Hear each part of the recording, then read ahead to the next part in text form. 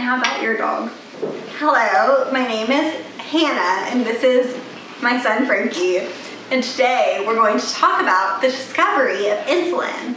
So let's rewind the tapes. In Greece, they were walking around in their togas, whatever. This kid gets super duper sick, and he's like, oh my gosh, I'm so sick. I'm peeing literally all the time. And his mother is like, please doctor, help my son. He's so sick. You're my last hope. He's gonna die. And anyways, the doctor is like, okay, have this kiddo pee in a cup, and then I'm gonna taste the pee, and I'll send you the check and we'll be good as gold. Obviously, he had diabetes if the pee was sweet, and so he tasted it and he said, sweet, not sweet, dead, not dead. So, boom. So let's boop, boop, boop, fast forward to 1921. Sir Frederick G. Banting, is that right? So he was like, insulin needs to be separated from the pancreatic ducts to work. And so he was like, guess what? We're gonna take dogs and we're going to tie down their pancreatic ducts and see if that works.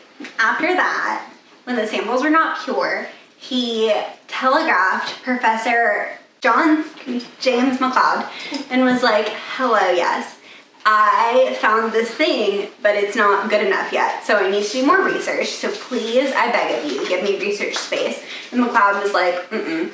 And he was like, literally, please. And he was like, okay, yes, you got it. And so that was really good.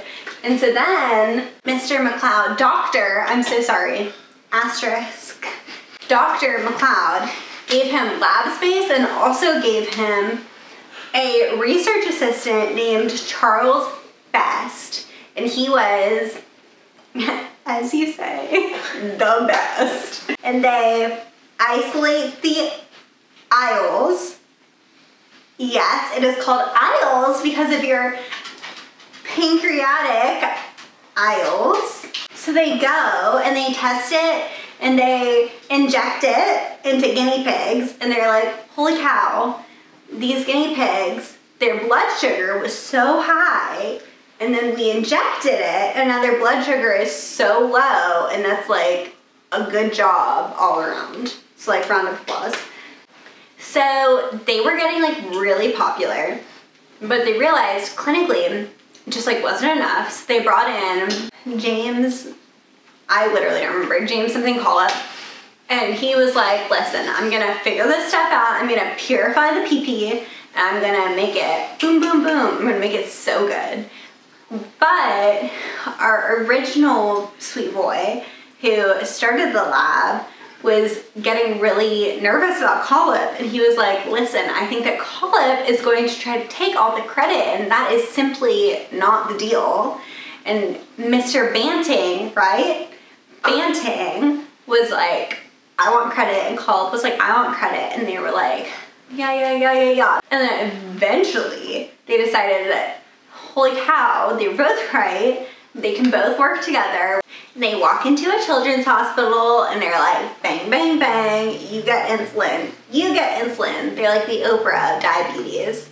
They started shooting these kids with diabetes up with insulin, and they were like, oh my gosh, you're feeling so much better now. So they all won the Nobel Peace Prize, obvi.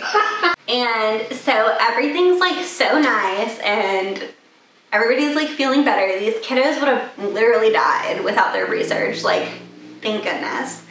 And anyway, so happily ever after until like, wow, years and years later. And then at the very end, Dr.